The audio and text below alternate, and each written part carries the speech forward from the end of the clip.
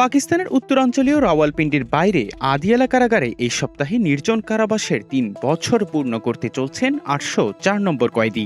২০২৩ সালে দেশটির ক্ষমতাধর সামরিক বাহিনীর সাথে বিরোধের জেরে দুর্নীতির অভিযোগে কারাবরণ করার পর থেকে জনসাধারণের চোখের আড়ালে চলে গেছেন দেশটির বিখ্যাত ব্যক্তিত্ব, খ্যাতনামা ক্রিকেটার এবং সাবেক প্রধানমন্ত্রী ইমরান খান। ২৬ কোটি জনসংখ্যার একটি দেশের সবচেয়ে চেনা মুখটিকে কেবল একবারের জন্য দেখা গিয়েছিল, সেটিও একটি অনলাইন আদালতের শুনানির ফাঁস হওয়া স্থিরচিত্রে। বলা হচ্ছে দীর্ঘ এই কারাবাস কাটিয়ে মুক্তি পেতে পারেন পিটিআই নেতা ও পাকিস্তানিদের জনপ্রিয় নেতা ক্যাপ্টেন খান।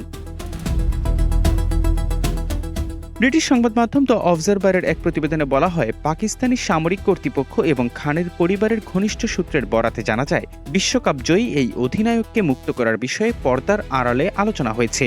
তবে এই সংক্রান্ত প্রাথমিক আলোচনাগুলো কেবল তৃতীয় পক্ষের মধ্যস্থতাকারীদের মাধ্যমেই সম্পন্ন হয়েছে। একটি সূত্র জানিয়েছে, পাকিস্তানকে যদি এগিয়ে যেতে হয় তবে এই রাজনৈতিক অচলাবস্থার অবসান ঘটাতেই হবে।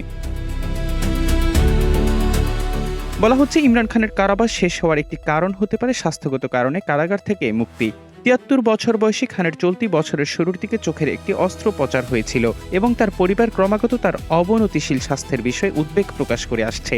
বিশেষ করে কয়েক মাস আগে আত্মীয়দের সাথে যোগাযোগ বিচ্ছিন্ন করার পর থেকে তার মৃত্যুর গুজবও ছড়িয়ে পড়েছিল।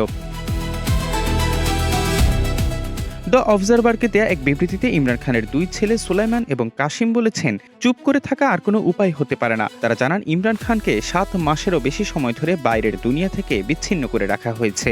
দীর্ঘ কারাবাসের কারণে তাদের বাবার স্বাস্থ্যের অবনতি হয়েছে এবং পুত্রদের তার সাথে নিয়মিত স্বাধীনভাবে যোগাযোগ করতে দেয়া হচ্ছে না। এর আগে একই ধরনের একটি চুক্তির আওতায় সামরিক বাহিনীর সাথে বিরোধের পর দুর্নীতির দায়ে কারাবন্দী সাবেক প্রধানমন্ত্রী নওয়াজ শরীফকে ২০১৯ সালে চিকিৎসার জন্য লন্ডনে যাওয়ার সুযোগ দেওয়া হয়েছিল। তবে খানের সাথে যে কোনো চুক্তিতে নিশ্চিতভাবেই দেশ ত্যাগ করা, রাজনীতি থেকে দূরে থাকা এবং মুখ বন্ধ রাখার মতো কঠোর শর্ত জুড়ে দেওয়া হবে। কিন্তু ইমরান খান এই শর্তগুলো মেনে নেবেন তা পাকিস্তানের খুব কম মানুষই বিশ্বাস করেন।